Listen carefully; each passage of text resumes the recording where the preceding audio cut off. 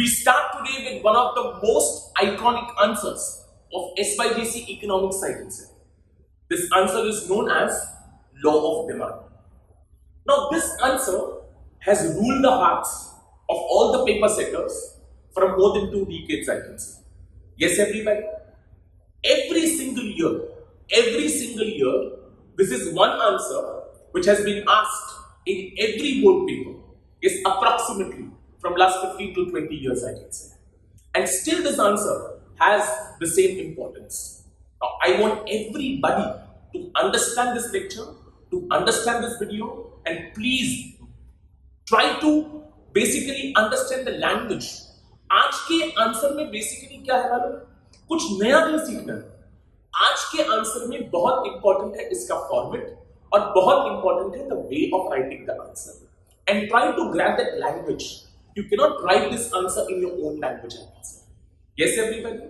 So, सबसे पहले we are starting with this answer, law of demand. अच्छा, law of demand शुरू करने से पहले मैं important चीज आप लोग को बता दूं.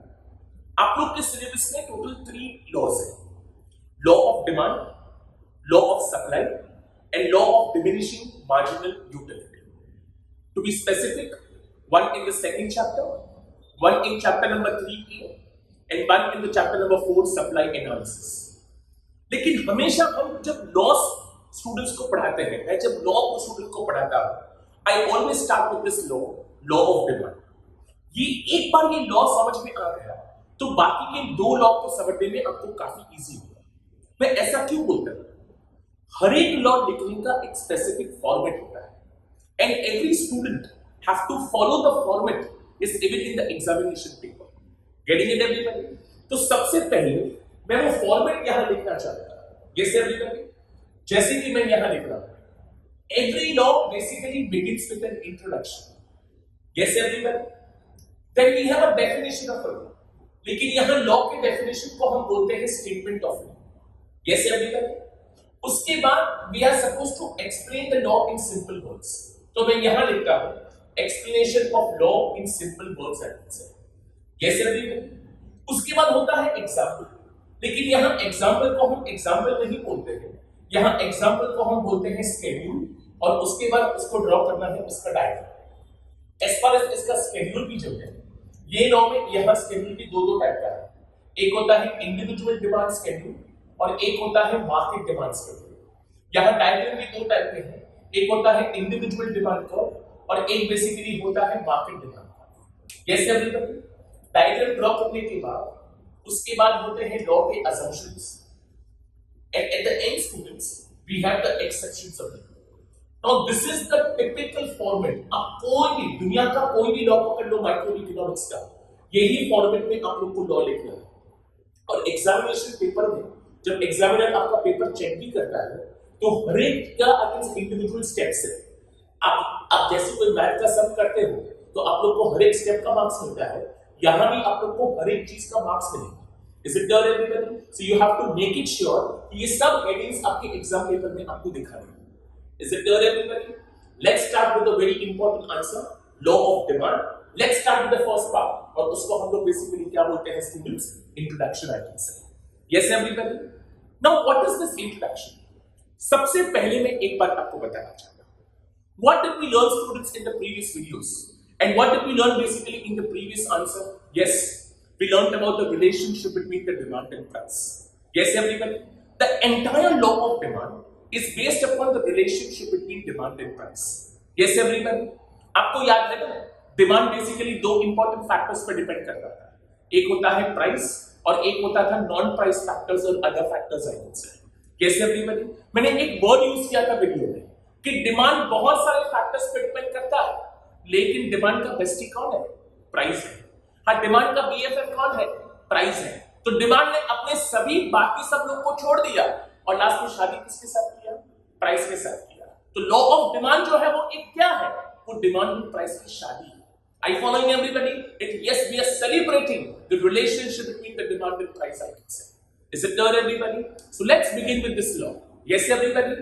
और ये शादी करवाने वाला जो पंडित है, ये पंडित का नाम है professor Alfred Marshall. Are you following everybody? Yes or no? So this law of demand was introduced, I can say, by Professor Alfred Marshall in his book Principles of Economics, I can say, which he published in the year 1890, students. Are you following everybody? Professor Alfred Marshall ने एक book लिखा था, उसका नाम है Principles of Economics, I can say. ये उन्होंने publish किया 1890 में. ये बुक में ये उन्होंने लॉ ऑफ डिमांड मेंशन किया है. Are you following everybody? Is it clear? Now, what is this law of demand about? Language पे सब लोग ध्यान देना. I'm starting with an, I can say, official introduction, I can say. सुनो सब लोग. Experience shows that there is a general tendency among the consumers. Experience पे से पता चलता है कि हम सभी कंज्यूमर की एक जनरल टेंडेंसी है, हम सभी कंज्यूमर की एक जनरल आदत है. सर कौन सी आदत है सर? हम सब लोग क्या करते हैं? We demand more commodity at a lower price, and we demand less commodity at a higher price. Yes, everybody? Experience shows that there is a general tendency among the consumers to demand more commodity at a lower price and demand less commodity at a higher price. This tendency of a consumer, which tendency? To change his demand in response to change in price. जैसे market में price change होता है, हाँ फटाक से consumer क्या करता है? उसका डिमांड भी चेंज कर देता है. This tendency of a consumer to change his demand in response to change in price, when it is stated in the form of law, जब आप इसको लॉ के फॉर्म में डाल देते हैं, ये जो हम नॉर्मल टेंडेंसी जो है, हमारे सबकी मम्मियां, हमारे सबके पापा क्या करते हैं? यही करते हैं. जब प्राइस राइज होता है तो डिमांड फॉल करते हैं, प्राइस फॉल होता है तो डिमांड राइज करते हैं. ये जो हमारी टेंडेंसी है, ये टेंडेंसी को हमने जब लॉ के फॉर्म में उसको डाला, when this tendency is stated in the form of law, the answer is what? Yes, no, law of demand. Are you following everybody? अगर कोई आपसे पूछेगा कि law of demand क्या है? Yes, everybody, तो it's nothing new. Law of demand just explains you is about the tendency of the consumers to which I can say. Then how the consumer changes the demand in response to the change in price, I can say. Is this concept clear, everybody? मैं वापस से एक बार बोलूंगा students introduction. क्या लिखा है? Experience shows that there is a general tendency among the consumers to demand more commodity at a lower price and demand less commodity at a higher price. This tendency of a consumer to change his demand in response to change in price, when it is stated in the form of law, it becomes, I can say, law of demand. Is it clear, everybody? अच्छा, आप मुझे बोलो, in a very simple language, what does law of demand explains us? Law of demand simply explains us about the relationship between the demand and the price. मैंने आपको पहले बोला, ये क्या है? ये demand and price की शादी है. Are you following everybody? Yes, students, I can say. So yes, अगर मैं for example demand of commodity X की बात करता हूँ, yes everybody, demand for commodity X, it basically depends upon price of commodity X, I can say. Yes everybody, demand for commodity X, it basically depends upon price of commodity X. Demand price पे depend करता है, तो उसका equation क्या बनेगा? D is equal to F in the bracket of T. Yes everybody, so demand for commodity X is having functional relationship with the price of commodity X, यानी कि demand depends upon price. Are you following everybody? मालूम पड़ा सब लोग को? Yes there. तो अभी तक जो मैंने आप लोग को पढ़ाया, it's what I can say is the introduction of the law of demand, I can say. Is it clear everybody? Now we have a definition of the law. अच्छा, मैं उसको डेफिनेशन क्यों बोलता हूं? हम उसको बोलते हैं statement of law. Statement of law हमेशा आपको वर्ड टू वर्ड लिखना होता है. Yes everybody. और एक इंपॉर्टेंट चीज में, यस सब मेरे अल्टीमेट स्टूडेंट्स के लिए स्पेशली मैं ये सब लोग को एक इंपॉर्टेंट चीज सिखाता हूं. मैंने आपको थोड़ी देर पहले बोला, जितने भी हमारे लॉज हैं, हर एक लॉ में यही फॉर्मेट होता है, यानी कि हर एक लॉ में स्टेटमेंट ऑफ लॉ होगा. और आज स्टेटमेंट ऑफ लॉ के बारे में एक इंपॉर्टेंट चीज सिखाता हूं. वो चाहे लॉ ऑफ डिमांड हो, वो चाहे लॉ ऑफ सप्लाई हो, वो चाहे लॉ ऑफ DMU हो, every statement of law has a common starting, every statement of law has a common beginning. और वो कॉमन स्टार्टिंग क्या है?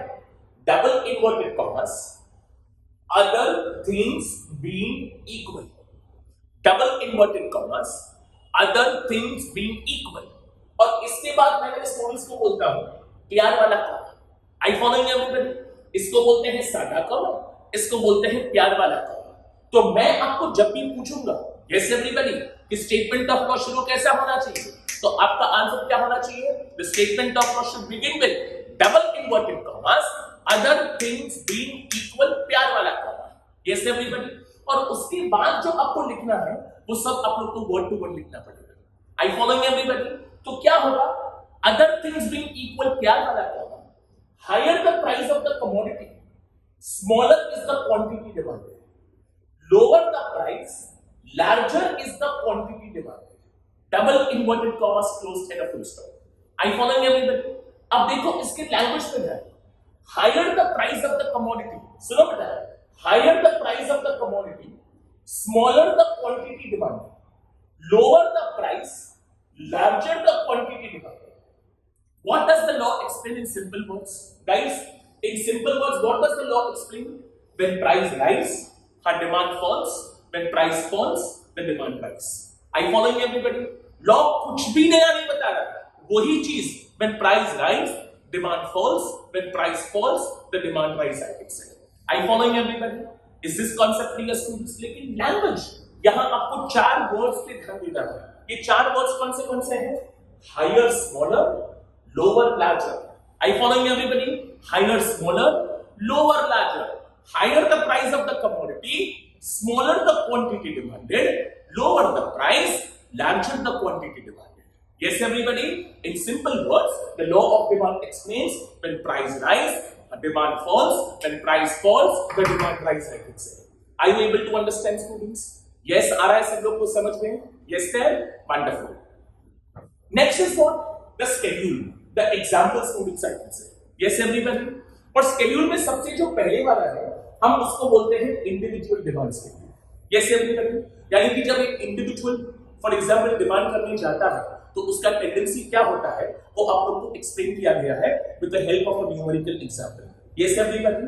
तो हम लोग यहाँ टेबल बनाते हैं, इसको हम नाम देते हैं इंडिविजुअल डिमांड शेड्यूल। ओके, और 2 कॉलम बनाते हैं, price and quantity demanded. I following everybody? हम यहाँ प्राइस में लिखते हैं 5 4 3 2 1, यहाँ डिमांड में लिखते हैं 10 20 30 40 and 50। Is it clear everybody? अच्छा, आप बोलोगे सर ये नंबर क्यों लिखा? It is an imaginary table, you can write any numbers I can से, लेकिन मैं चाहूंगा कि आप लोग सब सेम नंबर ही लिखो। Is it clear? आपको एग्जाम में सोचने नहीं बैठने का कि हमें कौन सा नंबर लिखा। Getting it everybody?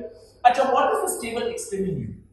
What is this individual demand schedule explaining you? Yes, everybody? When price is 5 rupees, the demand is, I can say, 10 kgs. Yes, everybody? When price falls from 5 to 4, 4 to 3, 3 to 2, 2 to 1, the demand basically rises from 10 to 20, or 20 to 30, or 30 to 40, and 40 to 50. Yes, once again, when price is falling, the demand is rising. Is it clear, everybody? अभी इसके बाद का जो बहुत important paragraph notes में लिखा है, yes everybody? आपने अभी जो ड्रॉ किया वो किया इंडिविजुअल डिमांड शेड्यूल। अभी इंडिविजुअल डिमांड शेड्यूल का आपको बनाना है डायग्राम, तो हम उसको बोलते हैं इंडिविजुअल डिमांड कर्व। आई फॉलोइंग एवरीबॉडी? चलो, what is individual demand curve? Individual demand curve बनाने के लिए मैं सबसे पहले यहाँ एक एक्सिस ड्रॉ करता हूं, बराबर है? आप लोग को अपने आंसर शीट में ही ड्रॉ करना है। यहाँ मैं लिखता हूँ क्वांटिटी डिमांड और यहाँ बेसिकली मैं लिखता हूँ price. Yes everybody? And plot the points एक काम करता है, प्राइस में है 1 2 3 4 एंड 5, तो मैं यहाँ लिखता हूँ 1 2 3 4 5, यहाँ डिमांड में लिखता हूँ 10 20 30 40 and 50। Is it clear everybody? Now अभी आप लोग सब लोग लैंग्वेज पे ध्यान दें। Yes everybody? When this data, एक सुपर लैंग्वेज मैंने मेरी बुक फॉर एग्जांपल बुक में लिखा है, when this data is plotted on the graph paper. When this data is plotted on the graph paper है नहीं, पर आपको ऐसा ही लिखना है to just I can say beautify the language, I can say. Is it clear everybody? So when this data is plotted on the graph paper, चलो let's plot the data first of all. Yes everybody? 5 and 10, 5 and 10, 4 and 20, 4 and 20, 3 and 30, 3 and 30, 2 and 40, 2 and 40, 1 and 50, 1 and 50. Yes everybody? इस सबका मैं नाम करने लगता हूँ A, B, C, D, E. Yes everybody? अब language पे ध्यान दो, हाँ, बहुत ब्यूटीफुल लैंग्वेज है। क्या लिखा है? When this data is plotted on the graph paper, what did we get? We get series of points. What did we get? We get series of points A, B, C, D, E, and then these points are joined. जब आप जो points को join करते हो, A, B, C, D, E को join करते हो, तो आपने देखा हमको क्या मिला? We got a straight line curve. ये जो straight line curve मैंने ड्रॉ किया, ये straight line curve को इकोनॉमिक्स की भाषा में हम लोग क्या बोलते हैं? Demand curve. ये straight line curve को इकोनॉमिक्स की भाषा में हम लोग क्या बोलते हैं? Demand curve. Is this concept clear, everybody? When this data language super से ऊपर है, कैसे everybody? When this data is plotted on the graph paper, we get series of points A, B, C, D, E. When these points are joined, we get a straight line curve. ये curve को बोलते हैं demand curve DD. Is it clear, everybody? अच्छा, ये curve को explain क्या करता है? चलो एक काम करते हैं। A पॉइंट पे प्राइस कितना है 5, डिमांड कितना है 10, B पे 4 20, C पे 3 30, 2 पे yes and D पे 2 40 और E पे 1 and 50. I following everybody? मालूम पड़ा? एग्जाम में ये ड्रॉ करने ड्रॉ नहीं कर पाएगा ऑप्शनल है। अगर आपके पास टाइम नहीं है तो ये अंदर का मेन डिजाइन बनाने की जरूरत नहीं है आप लोग को। Is it clear everybody? आपको सिर्फ डिमांड कर्व बनाना है, that is more than sufficient timings है। Yes everybody? अच्छा, आपने जो डिमांड कर्व बनाया है, ये डिमांड कर्व की तारीफ में आपको दो तीन चीज लिखना पड़ेगा। So we are writing the characteristics of demand curve. Yes everybody? चलो सबसे पहले कैसा लग रहा है demand curve? Is demand curve downward sloping और अपवर्ड स्लोपिंग? तो demand curve is downward sloping from left to right. तो सबसे पहला पॉइंट होगा कि demand curve is downward sloping from left to right. I following everybody? अच्छा, second point जो बहुत इंटरेस्टिंग पॉइंट है, ये डिमांड कर्व आपने कहां से बनाया? ये डिमांड कर्व आपने बनाया डिमांड शेड्यूल में से। ये डिमांड कर्व आपने बनाया डिमांड शेड्यूल में से। Yes everybody? तो हम ऐसा लिख सकते हैं कि demand curve is a graphical representation of demand schedule. Demand curve क्या है? It's a graphical representation of demand schedule. And what does it explain? What does it explain? कि demand curve explain क्या करता है मालूम पड़ा? As you are moving from A to B, B to C, आपका price से क्या हो रहा है? Fall. और आपका डिमांड बेसिकली क्या हो रहा है? Rise. लास्ट टाइम का लेक्चर याद है? प्राइस फॉल हो रहा है, डिमांड राइज हो रहा है। Both the arrows are going in the opposite direction. Which relationship is this? Inverse relationship. याद है सब लोग को? So it explains what? The inverse relationship between the price and the quantity demanded. Are you following everybody? तो second point पूरा कैसे लिखने का? Demand curve is a graphical representation of demand schedule and explains the inverse relationship between the price and the quantity demanded. Is it clear everybody? And third point जो मैंने last time भी आप लोगों को explain किया था, whenever we have an inverse relationship, उसका slope क्या होगा? नेगेटिव। क्योंकि याद है जब इनवर्स रिलेशनशिप होता है तो बोथ द एरोस कैसे होते हैं? अपोजिट डायरेक्शन में होते हैं। Fall rise, rise fall. Fall मतलब माइनस, राइज मतलब प्लस। राइज मतलब प्लस, फॉल माइनस। से फॉल मतलब माइनस। प्लस माइनस का आंसर क्या आएगा?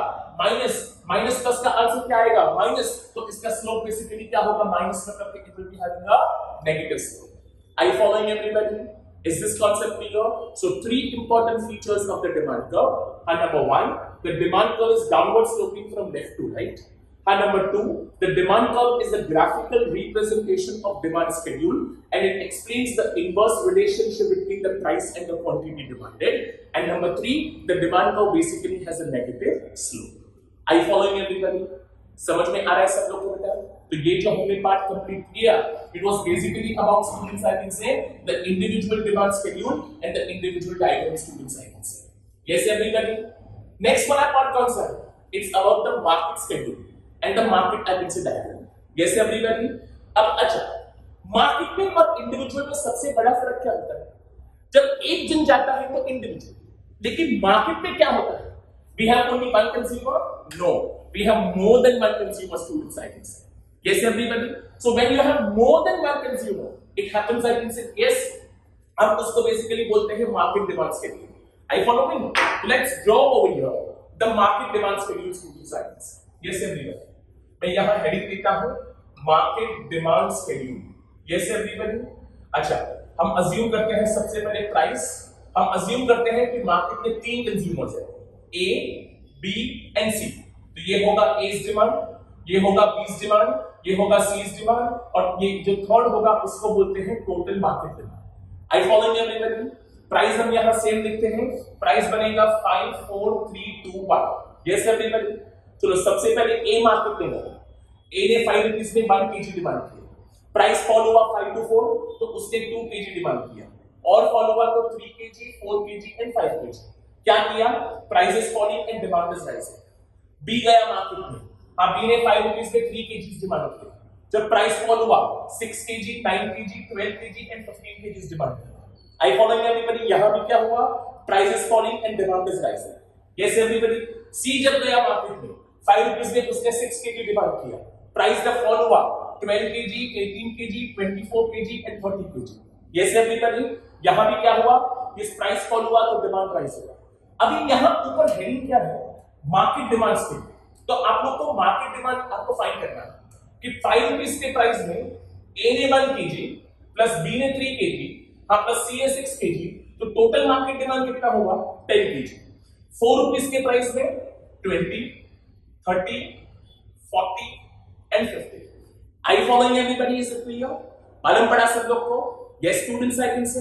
अच्छा, आपने एक बात देखा, what is market demand basically? Market demand का मतलब क्या? Market demand is the total demand. Market demand is the total demand. किसका टोटल? Of individual buyers in the market. Market demand is the total demand of individual buyers in the market at a given price per unit of time, at a given price per unit of time. I following everybody? और उससे भी एक simple मतलब समझना है market demand का, तो उससे भी एक सिंपल मतलब है कि what is market demand. Guys ये 10 कैसे मिला? 1 + 3 + 6 का आपने टोटल किया। टोटल मतलब कि मैथ भाषा में समेशन। Yes everybody? लेकिन आपने टोटल ऐसा किया कि ऐसा किया? ऐसा टोटल, ऐसा मतलब कि horizontal. Yes everybody? So what is market demand? Market demand is the horizontal summation. Market demand is the horizontal summation. अच्छा, किसका किया टोटल? ABC का। ABC कौन है? इंडिविजुअल बायर्स है। तो हमने क्या लिखा? कुछ लैंग्वेज अलग लिखने के लिए market demand is the horizontal summation of individual demand schedules. Individual demand schedule का हॉरिजॉन्टल समेशन करोगे तो आपको क्या मिलेगा स्टूडेंट्स? आई कैन से मार्केट डिमांड। आई फॉलोइंग एवरीबॉडी? समझ में आया सब लोग को? अच्छा, जो इसका से हमने इंडिविजुअल से शेड्यूल बनाया, इंडिविजुअल डिमांड का मार्केट डिमांड का शेड्यूल बनाया, तो अभी क्या बनाना पड़ेगा? मार्केट डिमांड का। तो अभी मार्केट डिमांड को बनाने के लिए क्या करने पड़ेगा? वंस अगेन एक्सिस बनाओ। Yes everybody? वंस अगेन सी मार्केट डिमांड में प्राइस है 54321, 54321 जो आपने 1 2 3 4 5 बनाया वो, और यहां टोटल मार्केट डिमांड 10 20 30 40 50, यहां भी सेम है 10 20 30 40 50। Yes everybody? आप प्लॉट करोगे तो आपको ABCDE मिलेगा, आप ज्वाइन करोगे आपको वंस अगेन क्या मिलेगा? Yes come on, downward sloping demand करो। तो सेम टू सेम आप जब मार्केट डिमांड बनाओगे तो इंडिविजुअल डिमांड शेड्यूल की तरह यहां भी आपको सेम टू सेम पॉइंट्स मिलेंगे। आई फॉलोइंग एवरीबॉडी? तो मैं ज्यादा नहीं बोलूंगा, इतना ही बोलूंगा, like individual demand schedule, even the market demand curve explains the same thing. Even the market demand curve explains the same thing. What? When price rise, demand falls. Price falls, demand rise. Are you following everybody? मालूम पड़ा? So whether it be an individual demand curve or be it a market demand curve, they both are having same inverse relationship between the price and the quantity demanded students. Are you following everybody? तो यहां तक जो मैंने अभी आपको पढ़ाया, इसको basically हम लोग क्या बोलते हैं? Law of demand. क्या बोलते हैं बेटा इसको? Law of demand. अभी एग्जाम में आपको क्वेश्चन आता है जो 1 मार्क्स के लिए, मैंने ये वीडियो के स्टार्टिंग में बोला था कि इतने सालों से फॉर एग्जांपल हर पेपर में पूछा, तो कैसे पूछते हैं? Explain the law of demand, state it's assumptions. मतलब लॉ आपको पूरा लिखने का जितना मैंने अभी तक एक्सप्लेन किया वो, साथ में आपको एक्स्ट्रा पूछते हैं उसकी अजम्पशंस, या फिर पूछते हैं explain the law of demand, state it's exceptions. मतलब लॉ तो होगा ही, लॉ के साथ या तो असम्पशन, लॉ के साथ या तो exceptions. Are you following everybody? So yes, in the next part of this particular lecture, we'll be trying to understand what are assumptions, I would say, and what are exceptions of the law of demand. Is it clear, everybody? Do understand this video, do understand this lecture very properly, students, I can say. iconic answer, very important answer, students, I can say, law of demand. Is it clear, everybody? Thank you so much. Yes, sir.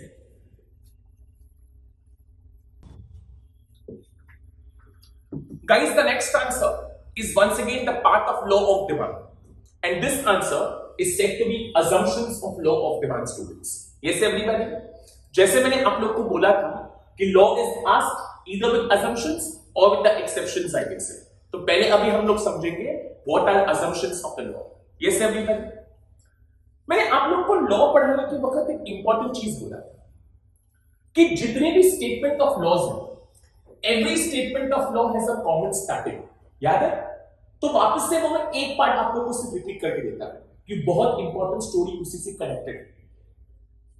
मैंने बोला था every statement of law has a common starting, that is double inverted commas, other things being equal, प्यार वाला. और उसके बाद मैंने बोला जो लॉ में लिखना है वो लिखो. यहां लिखा है higher the price of the commodity, smaller the quantity demanded, lower the price, larger is the quantity demanded, double inverted commas close and a full stop. अभी आप लोग के मन में एक क्वेश्चन आ सकता है. Yes everybody? सबसे पहला क्वेश्चन कि why every law has a common starting, and if there is a common starting, what is the meaning of this? Why this every law has a common starting of other things being equal? See, बहुत important story है, ध्यान देना. बच्चे लोगों को law of demand आता है, assumption भी पूरा रट्टा मार लेते हैं, सब पॉइंट्स आते हैं, लेकिन असम्पशन का मतलब उनको पूछो तो नहीं पता. तो ऐसा रट्टा नहीं मारना है आपको इकोनॉमिक्स में. मैंने आपको पहले बोला कि everything has a reason in economic science, और कोई प्रोफेसर अगर आपको नहीं बता रहा है तो शायद उसको ही नहीं पता है. Yes everybody? तो ये other things being equal pay हमारा सबसे पहले फोकस रहेगा. मैं आपको बताता हूं, यह है ये पूरे स्टेटमेंट को हमने दो पार्ट में डिवाइड किया. ये जो है वो आपका law of demand, when price rise demand fall, price fall demand rise. तो ये क्या है? ये क्या है? ये है लॉ ऑफ डिमांड को फुलफिल करने का कंडीशन. आपको एक स्टोरी बताता हूं जो आपको तीन लॉज में काम है. इकोनॉमिक्स में जितने भी लॉज हैं, every economic law is basically conditional. Conditional मतलब दे पुट सर्टेन कंडीशंस, शर्त लागू करते हैं. कंडीशनल को अच्छी भाषा में हम बोलते हैं hypothetical. Every economic laws are conditional और hypothetical. Since every economic laws are conditional or hypothetical, they are based upon certain conditions. ये conditions को हम economics की भाषा में हम बोलते हैं assumptions. तो अगर कोई भी आपसे पूछेगा one word answer, what are assumptions, तो आप लोग क्या बोलोगे? Assumptions are basically the conditions of the law. Yes, everybody? अभी आप मुझे ये भी पूछ सकते हो, sir, why every law have assumptions? Why every law have conditions? Yes, everybody? Because every economic laws are conditional or hypothetical, so they are based upon certain conditions. These conditions in economics are known as assumptions. In Latin language, ये assumptions को हम बोलते हैं ceteris paribus assumptions. Ceteris paribus assumption. ये ceteris paribus का मतलब क्या? What is ceteris paribus? ये ceteris paribus का मतलब होता है other things being equal. ये ceteris paribus का मतलब होता है अदर थिंग्स बीइंग इक्वल. आई फॉलोइंग एवरीबॉडी? मालूम पड़ा सब लोग को बेटा? अच्छा, अभी भी स्टोरी आधी अधूरी है. अदर थिंग्स बीइंग इक्वल, एक एक वर्ड पे ध्यान दो. ये अदर थिंग्स मतलब क्या? याद है मैंने आप लोग को सिखाया था first lecture, demand basically depends upon two factors. सबसे पहले वो डिपेंड करता है प्राइस पे, and then it depends upon the non price factor, और नॉन प्राइस फैक्टर्स को हम बोलते हैं अदर फैक्टर्स. Yes everybody? तो मैं जब बोलता हूं अदर थिंग्स, तो अदर थिंग्स मतलब कि other factors other than price. समझ में आया? They have to remain equal. Equal मतलब they have to remain constant. They can not change. Yes everybody? They can not change. See, मैंने क्या बोला? डिमांड का बेस्ट ही प्राइस है. डिमांड एंड प्राइस का शादी हो रहा है, लेकिन डिमांड एंड प्राइस की शादी को फुलफिल करने के लिए डिमांड एंड प्राइस की शादी को लंबी फॉर एग्जांपल उम्र लगने के लिए हमको अदर फैक्टर्स को बोलना पड़ेगा कि तुमको चुप बैठ, आपको कुछ बोलना नहीं है, you have to remain constant balance. क्योंकि अगर आप कांस्टेंट रहोगे then only the demand and price की शादी will work, then only the law of demand will work. Otherwise अगर आप चुप नहीं बैठे then the law of demand will not be applicable, the law of demand will not operate. Is it clear everybody? अच्छा, other factors में हमने क्या पढ़ा? सबसे पहले पढ़ा था इनकम, उसके बाद पढ़ा था पॉपुलेशन, उसके बाद पढ़ा था प्राइस ऑफ सब्स्टिट्यूट कमोडिटी, उसके बाद पढ़ा था प्राइस ऑफ कॉम्प्लीमेंट्री कमोडिटी, उसके बाद हमने पढ़ा था कंज्यूमर एक्सपेक्टेशन, उसके बाद हमने पढ़ा था taste, preference, habit, fashion etcetera. याद है सब लोग को? यस स्टूडेंट्स, आई कैन से। उसके बाद बेसिकली हमने पढ़ा था students, I can say, yes very much important आपकी बुक के हिसाब से, यस आई कैन से क्लाइमेटिक और वेदर कंडीशन। और उसके बाद हम बेसिकली पढ़ेंगे नोट, यस आई कैन से टैक्सेशन। यस एवरीवन, ये जितने भी अदर फैक्टर्स है उसको बोला कि आपको चुप बैठना है, इक्वल रहना है, कांस्टेंट रहना है, चेंज नहीं होना है। तो हम क्या करते हैं कि सभी पॉइंट्स है ना उसको चुप करवा देते हैं। तो सभी पॉइंट्स के आगे हम लिख देते हैं नो चेंज इन। ये सभी पॉइंट्स के आगे हम लिख देते हैं नो चेंज इन, यानी कि अजम्पशंस में आपको कुछ नया नहीं पढ़ना है, यही पॉइंट्स है, सिर्फ पॉइंट्स का नाम चेंज हो जाएगा। पहले जो इनकम था वो अभी हो जाएगा नो चेंज इन इनकम, पहले जो पॉपुलेशन था वो अब हो जाएगा नो चेंज इन पॉपुलेशन, हाँ पहले जो प्राइस ऑफ सब्स्टिट्यूट था अभी हो जाएगा no change in price of substitute. Is it clear? But they are not supposed to change, they have to remain equal, because if they change, अगर वो equal नहीं रहा, चेंज हो गया, then the law is not going to be applicable। Condition है कि अगर ये इक्वल रहा, अगर ये इक्वल रहा तो लॉ एप्लीकेबल होगा, अगर ये इक्वल नहीं रहा then the law will not be applicable। is this concept clear? तो अभी हमने हमारे नोट्स में क्या किया, अल्टीमेट की बुक में सबके फर्स्ट लाइन को हमने सेम बना दिया, सबके फर्स्ट लाइन को हमने सेम बना दिया। और वो फर्स्ट लाइन क्या है? इट इज अज्यूम दैट, क्योंकि असम्पशंस है, it is assume that there is no change in dash. वो डैश में क्या होगा, जो पॉइंट आएगा वो, it is assume that there is no change in dash. If dash changes, अगर वो चेंज हो गया तो क्या होगा? इफ डैश चेंजेस क्या होगा? अगर ये अदर थिंग्स इक्वल नहीं रहा तो क्या होगा? The law of demand will not operate, the law of demand will not be applicable। yes everyone, example पहला पॉइंट है no change in income, तो वहां क्या लिखा है? it is assumed that there is no change in income, if there is a change in income the law of demand will not operate। second point है population, तो it is assumed that there is no change in population, if there is a change in population yes I can say the law of demand will not operate। is it clear everyone? मालूम पड़ा सब लोग को? yes sir। तो सबसे पहला जो हम पॉइंट पढ़ेंगे it's about the no change in income students, I can say. Now what is no change in income? Yes everybody, वो आपको ध्यान देना है। कैसे? मैंने बोला कि इनकम को चेंज नहीं होगा, लेकिन चलो हम ट्राई करते हैं कि अगर बाय मिस्टेक से इनकम चेंज हो गया तो क्या होगा? सचमुच में लॉ ऑफ डिमांड एप्लीकेबल नहीं होगा कि सिर्फ ये धमकी चेक करना है? चलो चेक करते हैं। अच्छा, इनकम का एब्रिविएशन बाय है, याद है ना? इन्वेस्ट करने ले लिया आई तो इनकम बोला है। Yes everybody, the first video of this particular lecture students, yes sir, of this particular chapter in fact, I am sorry, yes sir. Income, say for example if income rises, income को change नहीं होना लेकिन income bull से rise होगी, क्या होगा? If income rises I can say the demand will also rise, higher the income higher the demand. When income rises, the demand will also rise, and demand will rise even at a higher price। अरे आदमी का income बढ़ गया, भले price ज्यादा हो गया लेकिन अब उसको परवड़ता है, तो he will yes about demand more even at a higher price। ओए होए होए, ये प्रोसेस में क्या हुआ पता चला? ये प्रोसेस में क्या हुआ?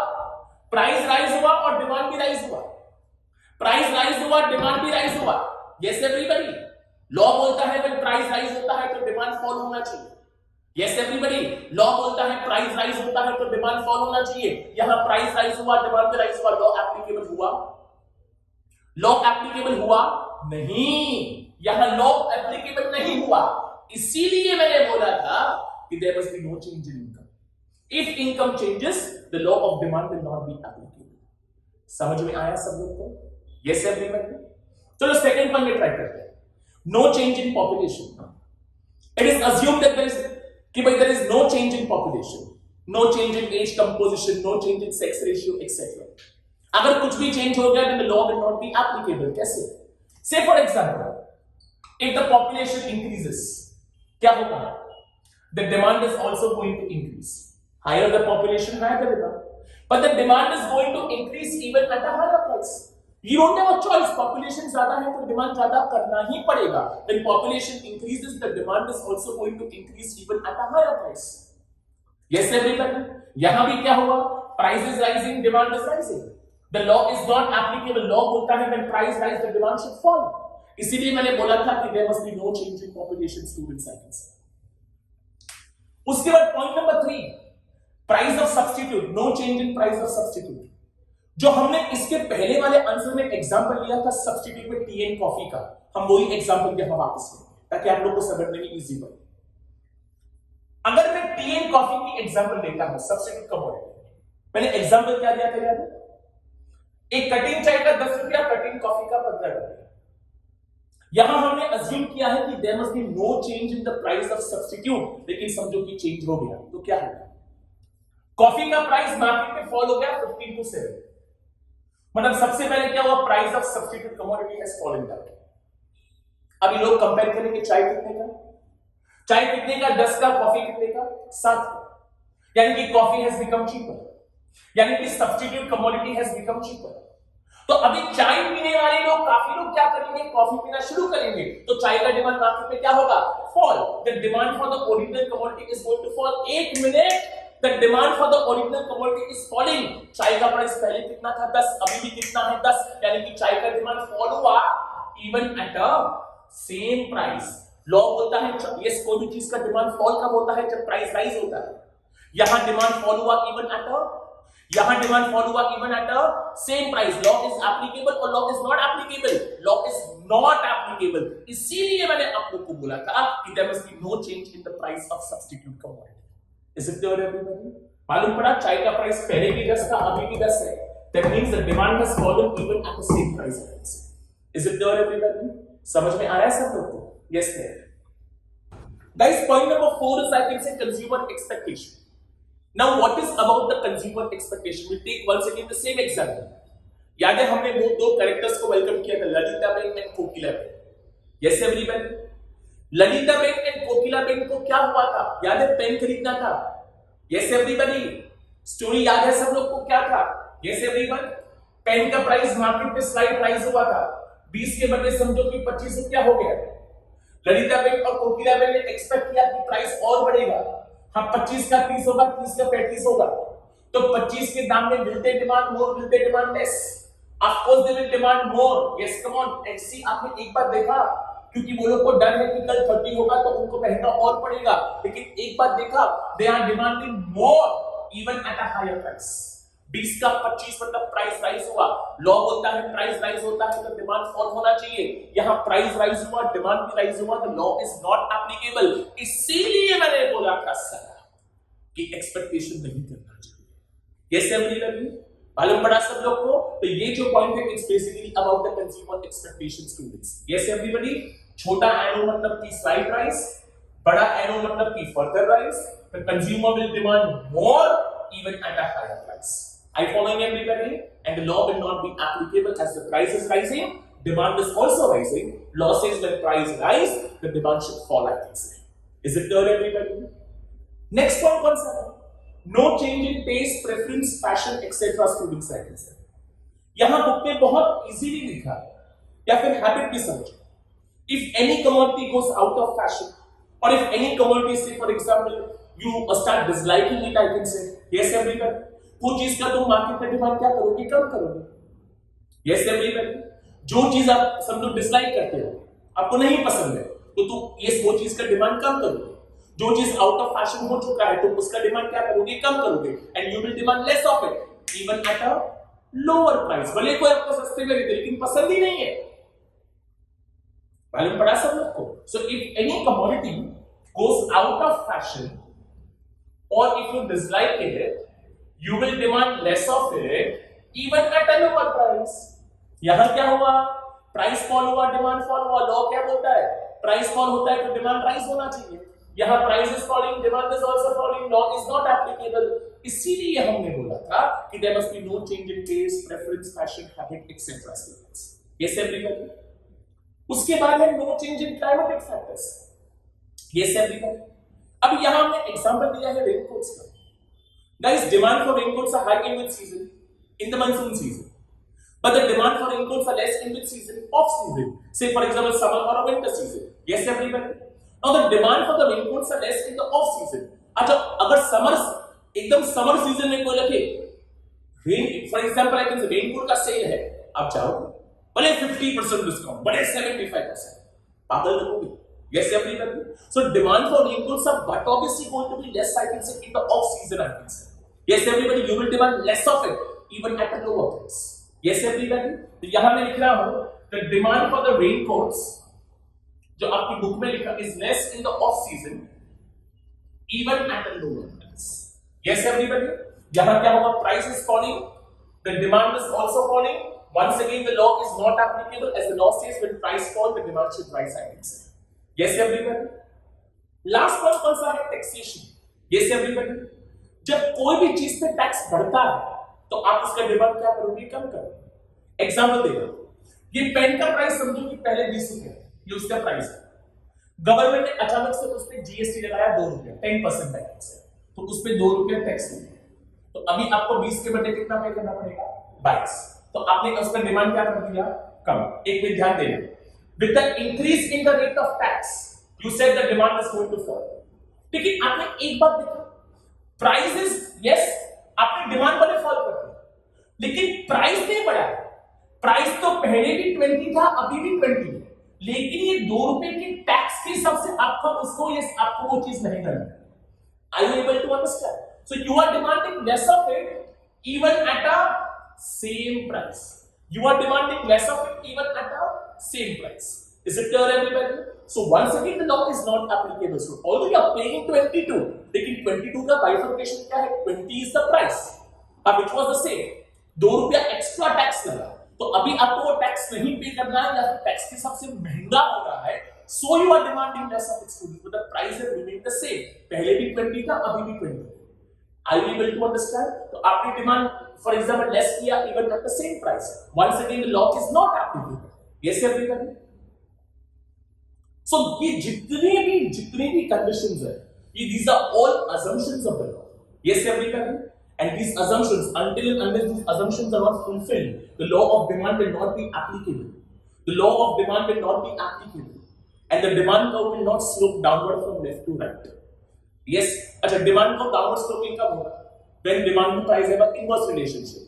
अच्छा demand and price will have an inverse relationship only when these conditions are fulfilled. तो इसीलिए हम लोग ने हर स्टेटमेंट ऑफ लॉ को शुरू कैसे किया कि if other things are equal, अगर ये अदर थिंग्स इक्वल होगा तो ही क्या होगा? ये होगा. But the law of demand is completely based upon the conditions और the assumptions, I can say. Yes everybody. तो अभी कोई भी दिन लाइफ टाइम याद रखने का कि कोई भी दिन what are assumptions, I can say assumptions are nothing but they are the conditions of the law. Why every law have conditions? Because every laws are conditional or hypothetical. So they are based upon certain conditions. These conditions are known as assumptions. In Latin language they are known as ceteris paribus assumption. और ceteris paribus का मतलब क्या होता है? Other things being equal. अच्छा, other things क्या होता है? Is demand के other factors other than price. They have to remain equal. मतलब क्या? They are not supposed to change. तो ये सभी points के आगे हमने से क्या लगा दिया? No change in student cycles. Is it clear everybody? मालूम पड़ा?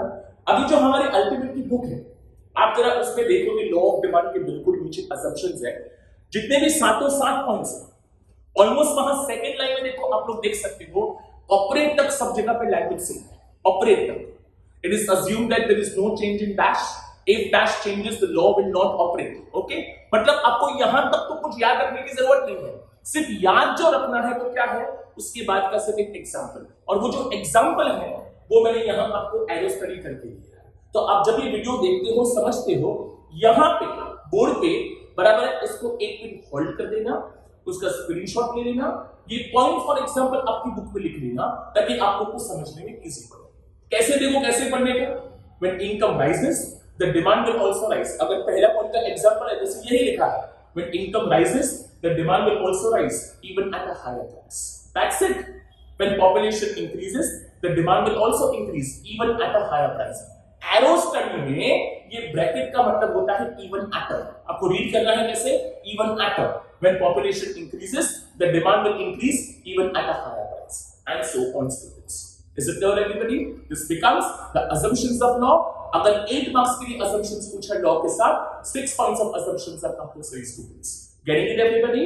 So now we proceed to the last part, students, I can say, and another word is come on, the exceptions, I can say. Is it clear? But do learn these assumptions very properly, students. Thank you everybody. Guys, the last part of the law of demand is said to be the exceptions to the law of demand, students. ना जैसे मैंने आप लोग को assumptions के वक्त पढ़ा कि assumptions क्या है, पहले वो समझो, उसके बाद उसके पॉइंट समझो। assumptions के मतलब, ये assumptions का मतलब बेसिकली होता है conditions of law। तो बिल्कुल वैसे मैं आपको यहां पर भी रिक्वेस्ट करूंगा कि I want everyone first of all to understand what are exceptions। Point सब याद है, लेकिन exceptions क्या है वो ही पता नहीं है, तो वो ऐसा रोट लर्निंग आपको नहीं करना। exceptions मतलब ध्यान में बराबर सब बस शांति से सब। Guys, if I ask you a very simple question, what does law of demand explains you? तो आप क्या बोलोगे? Law of demand basically explains you about the inverse relationship between the price and demand. That is, when price rise, demand falls, price falls, demand rise. बराबर? लेकिन मैं आपसे आज एक क्वेश्चन पूछना चाहता हूं। लॉ बोलता है प्राइस राइज होता है तो डिमांड फॉल होता है, प्राइस फॉल होता है तो डिमांड राइज होता है, लेकिन इज इट नेसेसरी कि हर वक्त जब प्राइस राइज होगा तो डिमांड फॉल ही होना चाहिए? नहीं ना। समटाइम्स ऐसा भी हो सकता है कि yes, even with the rise in price the demand will also rise, मजबूरी है कि भाई खरीदना पड़ेगा। And sometimes with the fall in price the demand will also fall, कि भाई नहीं चाहिए। Yes everybody. So guys, law बोलता है कि,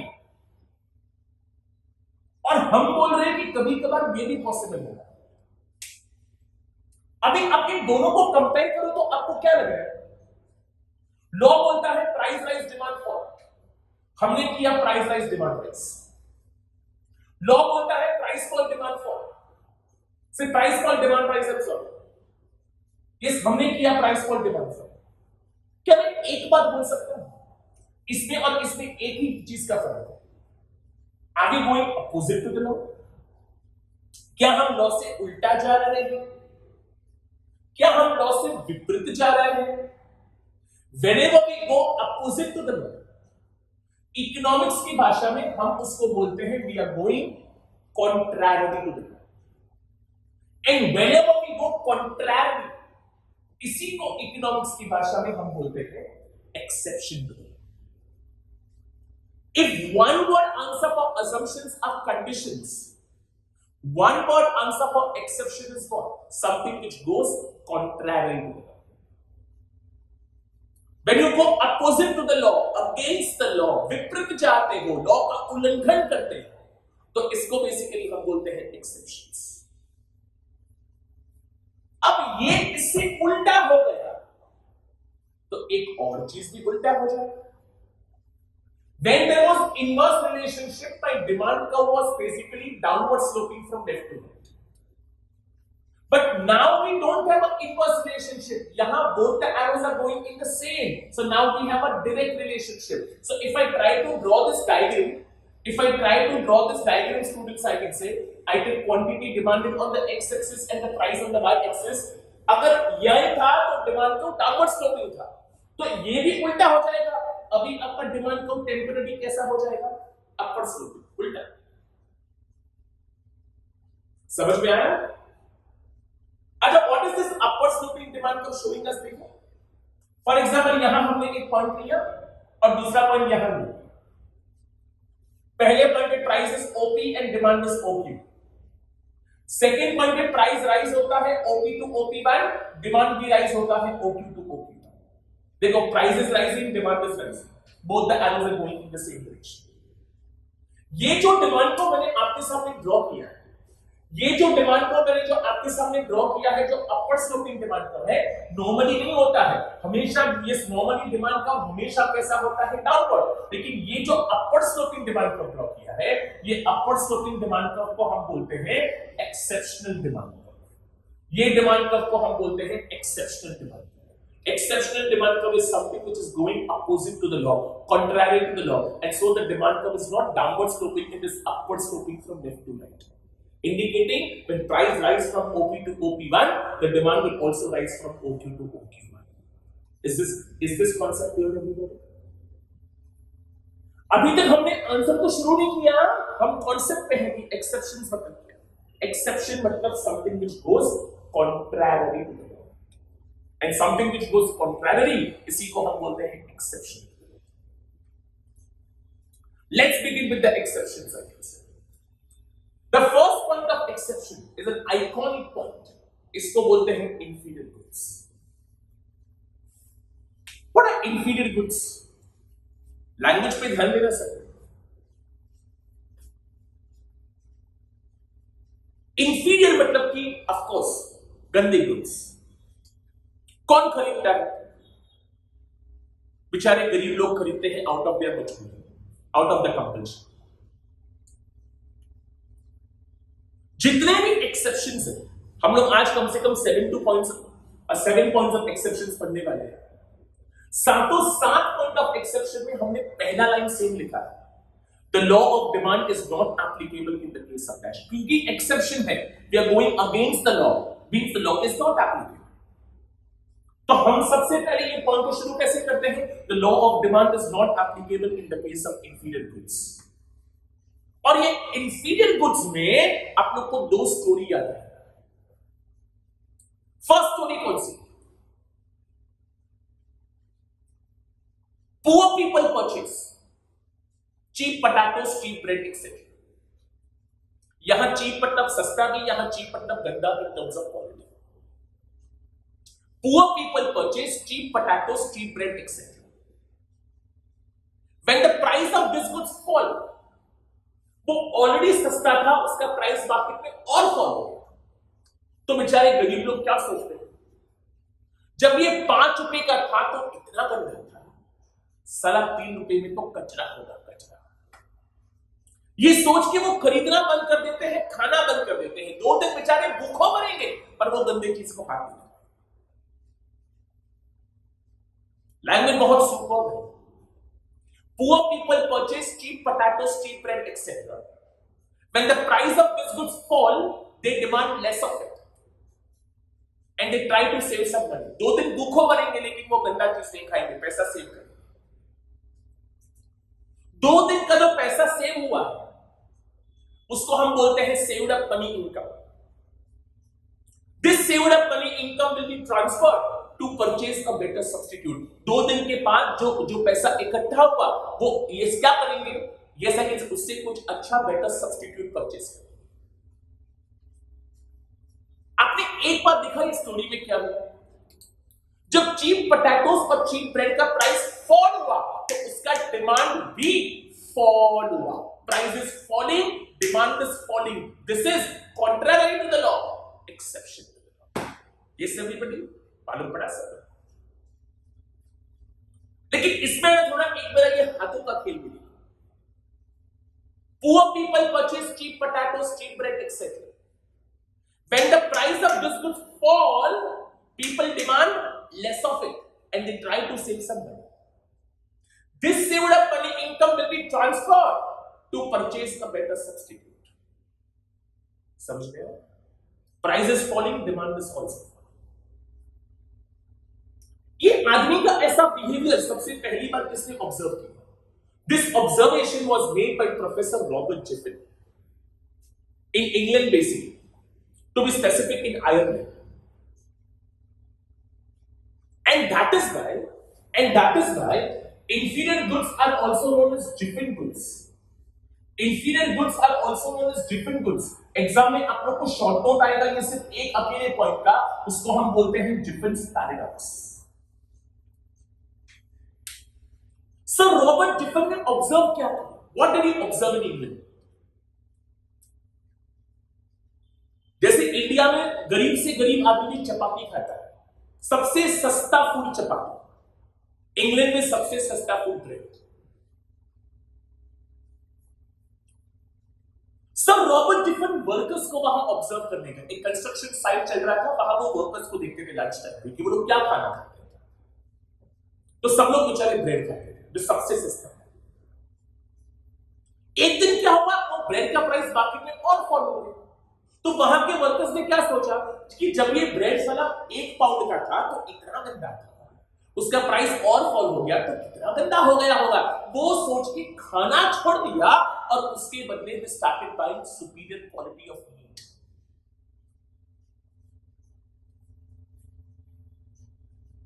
इज इट क्लियर एवरीवन?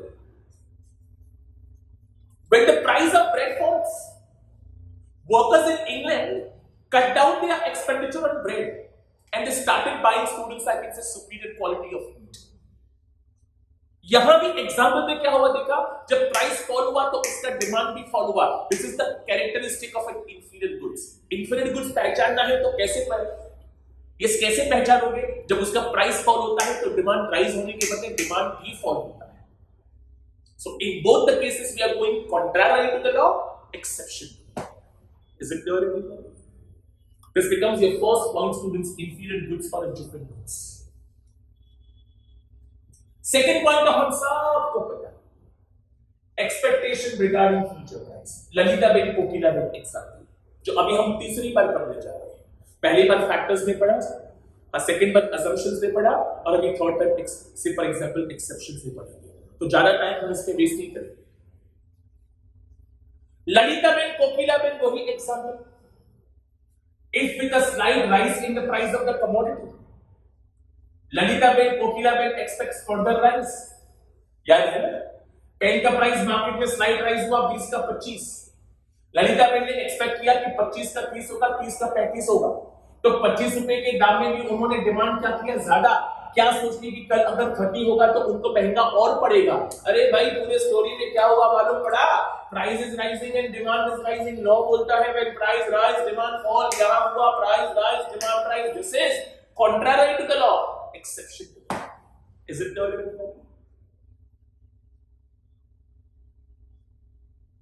मैंने इसका लैंग्वेज भी कैसे याद रखने का मैंने पहले वीडियो में आपको सिखाया. Yes everybody, all the arrows are going up and up. Price rise further, rise more demand, higher price. Price rise further, rise more demand, higher price. Price is rising, demand is rising. Price is rising, demand is rising. Both the arrows are going in the same direction. Law बोलता है when price rise, the demand should fall. यहाँ price rise हुआ, demand भी rise हुआ. This is contrary to the law, exception. The third one says, I can say, prestigious goods. हम उसको basically बोलते हैं articles of snob appeal. Snob मतलब कौन है? स्नोब मतलब स्नोबिश पीपल. स्नोबिश मतलब रिच एंड प्राउडी पीपल. जो रिच होते हैं, प्राउडी होते हैं, सेल्फ सेंटर्ड लोग होते हैं, उसको हम स्नोबिश बोलते हैं. लेकिन उनको भी अगर जाल में फंसाना है ना तो बस हीरा है सदा की, डायमंड देखो, वो भी आपकी जाल में फंस जाएगा. Diamond is said to be the most appealing thing to, I can say, any person. इसीलिए तो हम बोलते हैं हीरा है सदा की, diamonds are forever. Prestigious goods कौन खरीदता है?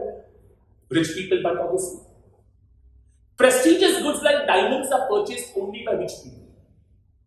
और वो लोग क्या करते हैं मालूम है? कब परचेस करते हैं? Prestigious goods like diamonds are purchased only by rich people when their prices are high. Why? Because this will help them to show off their wealth and show off their status. Market में उनकी बोलबाला होगी कि देखो इतना महंगा है फिर भी खरीदा.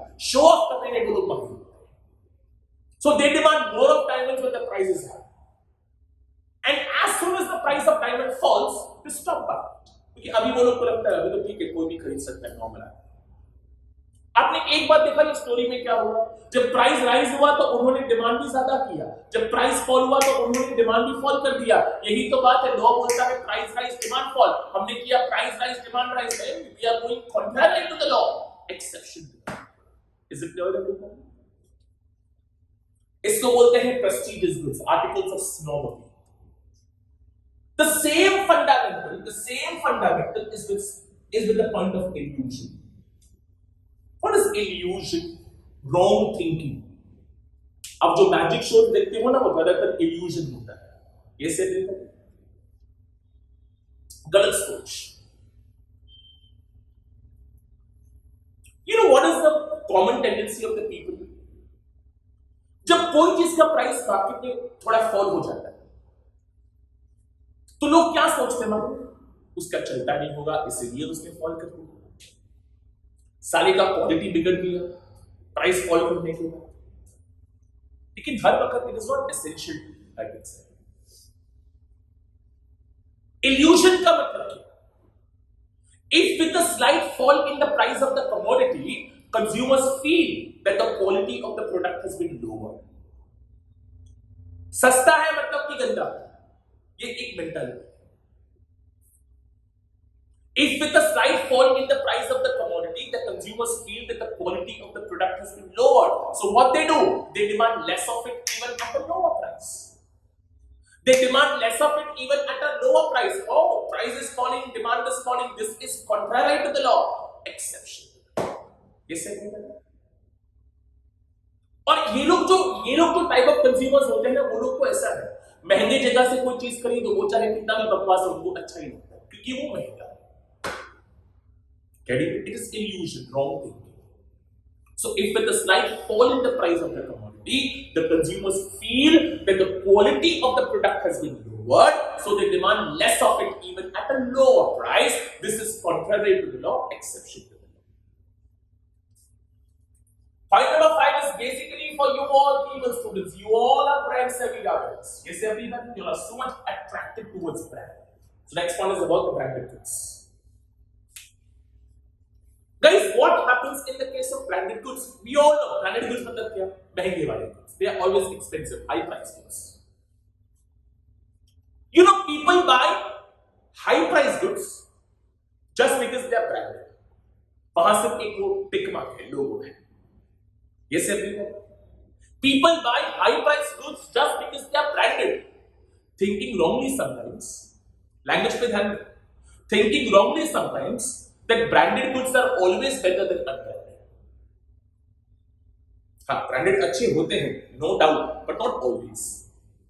वो महंगा है तो अच्छा होगा, वो तो absolutely wrong बात है। Yes, everybody.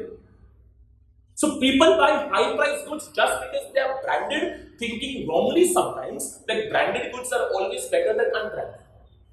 So guys, what is happening in the case of branded goods? People demand more of it even at a higher price. People demand more of it even at a higher price. This is contrary to the law, exception to the law. Yes, everybody. After branded goods, students, next point I can say is said to be the point of ignorance.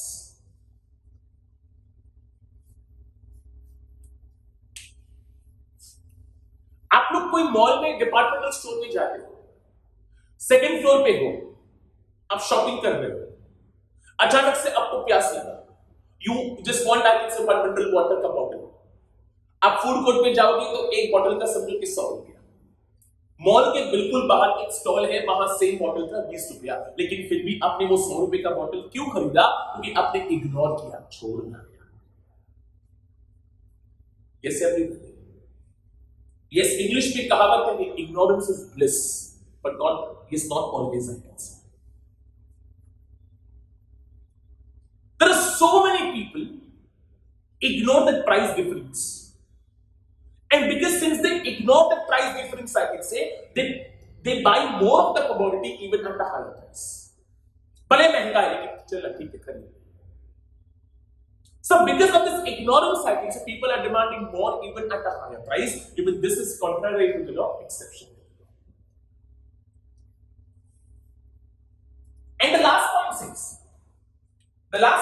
I can say, The point of demonstration effect, I can say. What is said to be the concept of demonstration effect? Yes, sir? I would like to first of all give you a very important answer over here. The concept of demonstration effect was given by Professor J.S. Duisenberry. The concept of demonstration effect was given by Professor J.S. Duisenberry. That is why demonstration effect is also said to be Duisenberry's effect. Now, what is this demonstration effect exactly explaining us? Demonstration effect means others have, I must also have. आपके generation में बहुत होता है. Others have, I must also have. उसकी एक girlfriend, मेरे पास दो होनी चाहिए. Yes, everybody. उसने ये खरीदा तो मेरे को भी खरीदना है. Do you need it? I don't know. Do you deserve it? I don't know. But just because others have, I must also have it. People demand more even at a higher price.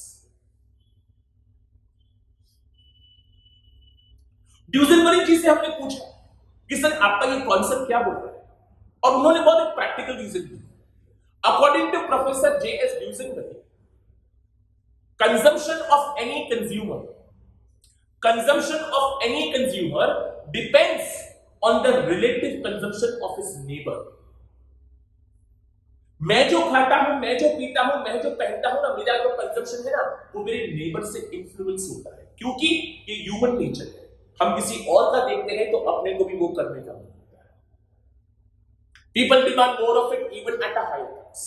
So in yes, over here also, price is rising, demand is rising. We are going contrary to the law, exception to the law.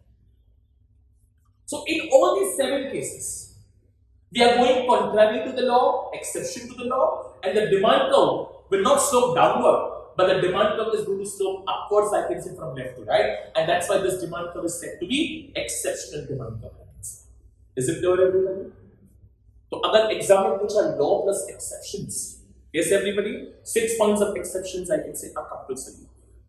Getting it, everybody? अभी जो मैं बोलता हूं उसके ध्यान.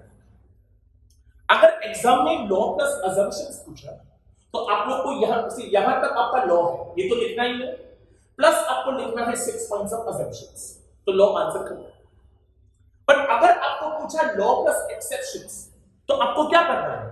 आपको law तो लिखना ही है, लेकिन exceptions are not possible without assumptions. Exceptions कब होगा? When you break the assumptions. जब आप अजम्पशंस को वायोलेट करते हो, तोड़ते हो, तब जाके क्या बनता है? Exception. So if they ask you exception, ध्यान दो बराबर सब. If they ask you exception, write the law.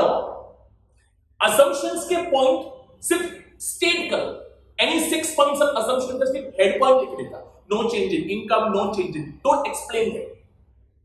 And then you are supposed to explain 6 points of exceptions. मालूम पड़ा?